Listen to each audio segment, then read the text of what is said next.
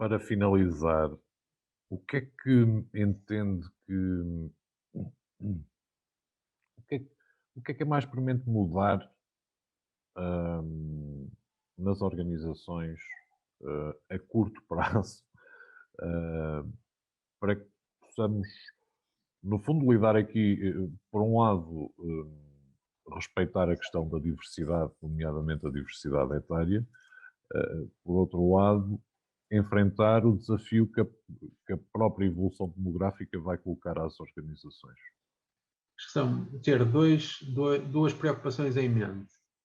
A primeira delas é fazer uma auditoria interna à própria organização e perceber que sinais é que a nossa organização dá, desde a liderança, desde a comunicação interna, desde as práticas de atração e retenção de pessoas, que denotam uma propensão para valorizar ou não a mão de obra envelhecida.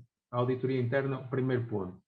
Isso, e nessa auditoria interna podem ser discutidos, podem ser feitas ações de sensibilização acerca de estereótipos no trabalho, discutir gerações, pode ser um webinar de 1 hora, convidam alguém para questionar as nossas assunções acerca de crenças etárias, pode ser, por exemplo, desse ponto de vista. Pode ser uma auditoria usando o LLWI como ferramenta de apoio, a ferramenta é gratuita, está disponível para quem quiser utilizá-la.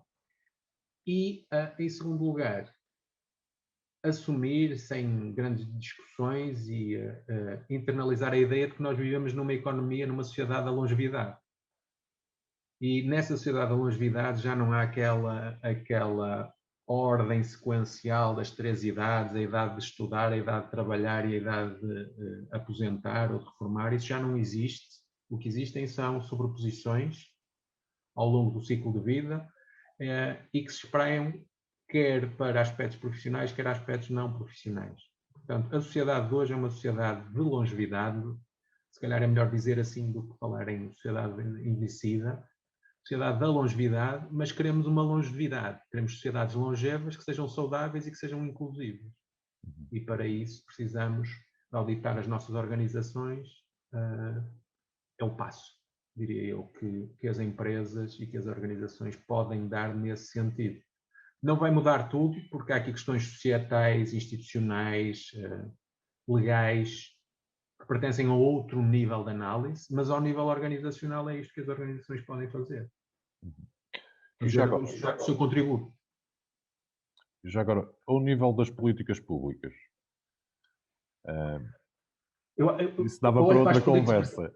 Dá. Eu acho que as políticas públicas é muito difícil encontrar o equilíbrio, é muito difícil encontrar o equilíbrio em medidas sobre estas matérias que depois não resvalem, por exemplo, para políticas de discriminação positiva, políticas de cotas, que acabam por fazer em muitas circunstâncias ricochete. Até do ponto de vista interpretativo, tu estás nesta organização ou permaneceste ou não foste despedido ou foste promovido Sim. porque pertences a um determinado grupo. Não é porque tu aportas valor, é porque pertences a um grupo. Isto tende a ser mau, quer para os próprios elementos desses grupos, que ainda vem a estigmatização aumentar mais, quer para as relações interetárias, intergeracionais nas organizações.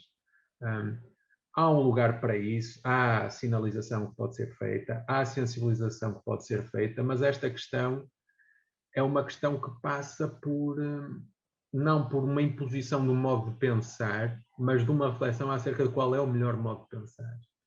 Uhum. Não vai funcionar a lei do chicote ou da cenoura.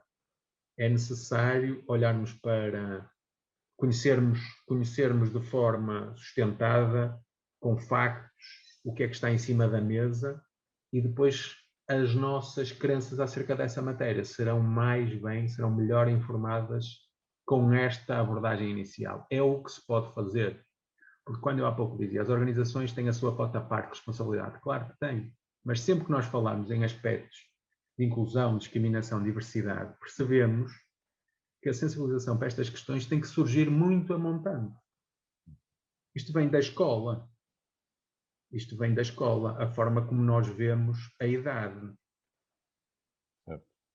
Qual é o papel que damos à idade? É alguma discussão, em parte,